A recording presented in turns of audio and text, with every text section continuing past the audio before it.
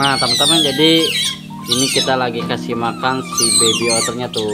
Jadi teman-teman, mereka udah mau makan cat food ya teman-teman ya tuh. Jadi untuk cat foodnya ini udah direndam dulu pakai air hangat ya, atau air panas, biar nggak terlalu keras. Habis itu tunggu dingin baru kita kasih si baby otternya.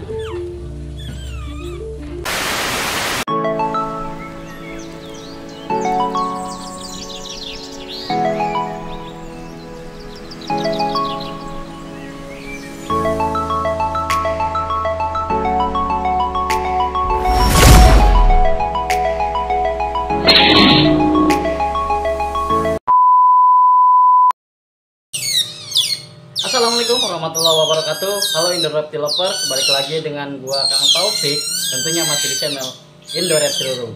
Nah teman-teman, di video kali ini gua akan ngasih tips dan akan memperkenalkan kepada teman-teman salah satu koleksi hewan kita yang ada di Indo Reptile Room.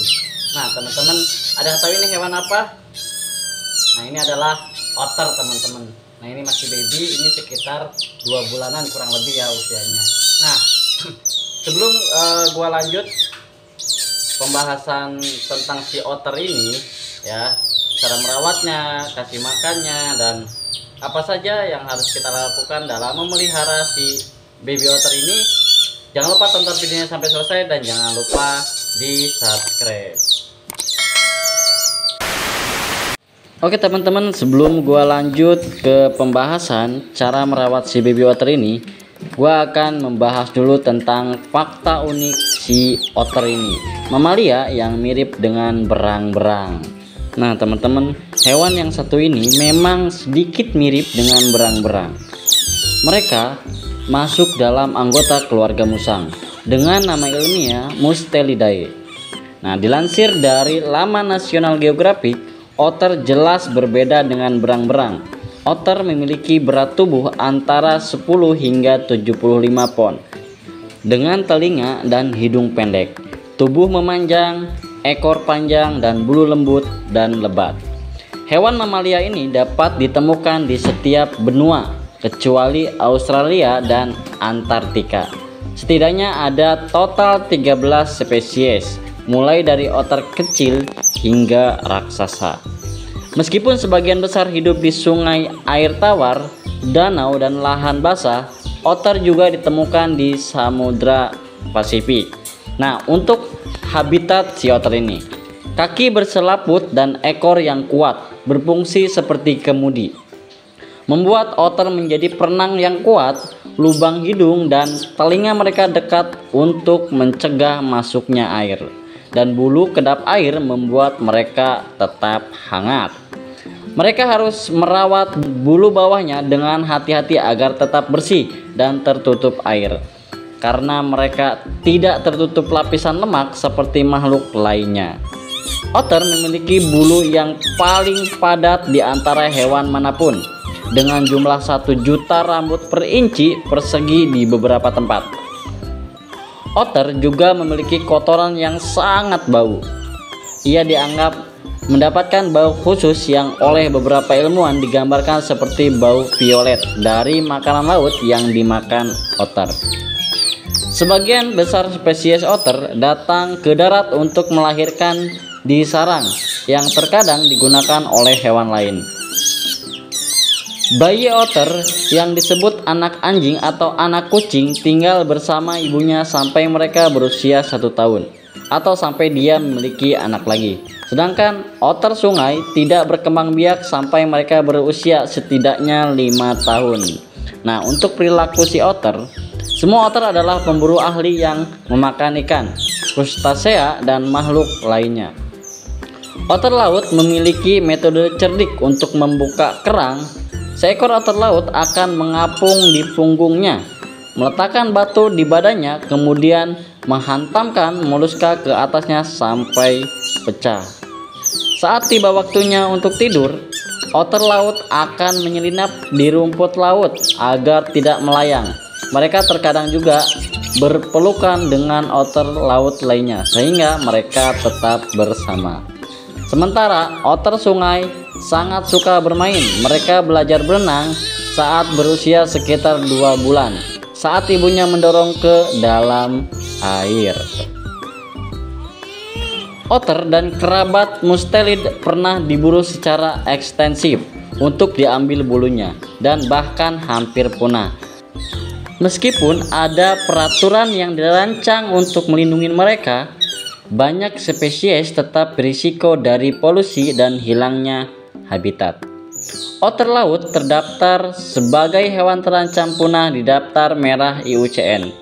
Tertekan oleh polusi, pestisida, dan konflik dengan nelayan yang membunuh mereka karena memakan ikan mereka.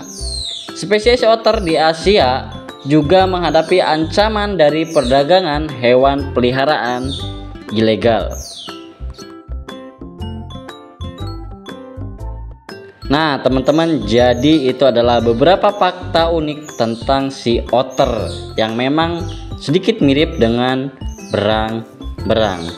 Yuk selanjutnya kita lanjut ke pembahasan cara merawat si baby otter ini. Jangan lupa subscribe.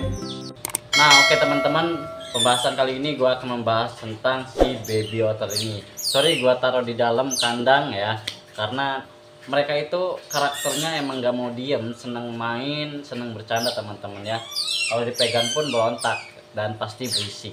Nah teman-teman, untuk merawat si baby otter ini ya, yang masih baby ya, terutama yang masih baby ini sekitar umur 2 bulanan lebih ya, mereka itu biasanya kita kasih susu ya. Kita kasih susu itu, kita kasih susu sehari itu 4 kali, jam 7, jam 12, jam 4 sore, dan juga jam 8 malam. Nah mereka itu hewan yang unik, lucu ya teman-teman ya, dan memang nggak mau diem. Jadi kalau untuk merawat mereka ya kita harus apa ya, harus serius lah, harus fokus biar mereka juga bisa jinak dan juga sehat. Nah kembali lagi tadi yang seperti gua bilang, bahwa si baby otter ini kita kasih susu sehari 4 kali ya. Nah untuk susunya teman-teman bisa menggunakan susu SGM yang dari 0 sampai 6 bulan. Dan ingat, untuk susunya yang non laktosa ya, karena kalau yang mengandung laktosa itu akan berbahaya untuk pencernaan si baby otter ini teman-teman. Nah tapi karena ini udah usia 2 bulanan lebih, mau 3 bulanan ya teman-teman, kita sambil belajar memberikan mereka makan cat food atau makanan kucing ya teman-teman ya. Jadi kita kasih makanan cat food itu sama ya, kita kasih sehari itu 4 kali ya. Jadi jam 7 pagi, jam 12 siang, jam 4 sore, dan juga jam 8 malam. Nah memang sih kalau awal-awal itu mereka pasti nolak ya untuk makan cat food, tapi seiring berjalannya waktu mereka pun akan mau makan cat food. Nah makan cat food biasanya kita suapin ya, kita suapin dulu seperti ini teman-teman. Ini ada kita cat food tuh, kita suapin ya. Nah mereka udah mau makan cat food teman-teman ya. Kalau misalkan mereka udah mau makan cat food, untuk susunya kita hentikan teman-teman ya, karena biar mereka belajar makan sendiri juga. Karena kalau susu itu kan kalau kebanyakan juga nggak terlalu bagus teman-teman. Kalau misalkan mereka udah bisa makan sendiri ya kita lepas nyusu. Kalau manusia mah disapih lah gitu kan, jadi lepas untuk nyusunya. Nah ini mereka udah mau makan dan alhamdulillah mereka juga bisa makan sendiri. Jadi untuk si baby otter ini merawatnya simple ya teman-teman ya. Intinya ya kita harus rajin-rajin menghandle mereka. Jadi misalkan kita kasih makan nih, kita sambil di hand feed gitu kan, jadi atau disuapin pakai tangan ya, agar mereka bisa jinak. Emang karakternya gini teman-teman ya, mereka suka manjat-manjat, mereka juga berisik ya.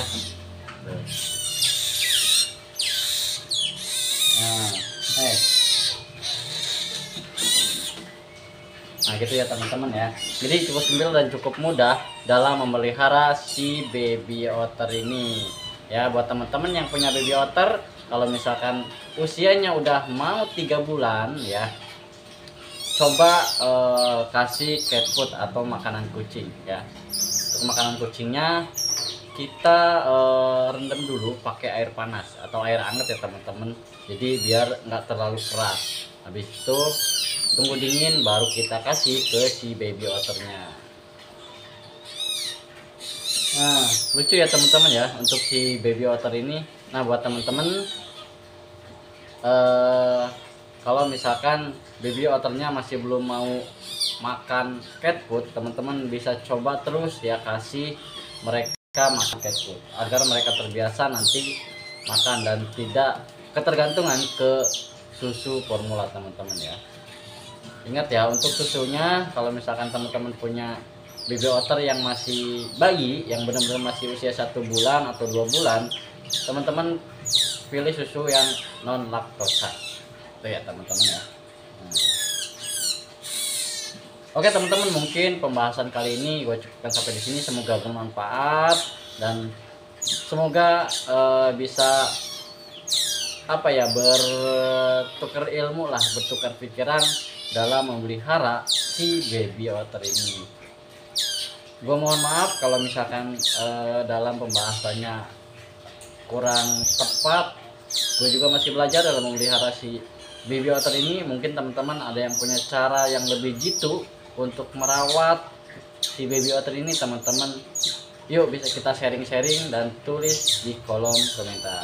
Nah teman-teman jangan lupa selalu dukung dan support channel YouTube kita dengan cara di like, di komen, di share, dan di subscribe. Dan jangan lupa juga di follow Instagram kita di Indoretrum dan juga Lovin by Nature. Gua Kang Taufik, terima kasih. Assalamualaikum warahmatullahi wabarakatuh. Salam satu hobi, salam reptile lovers. Bye.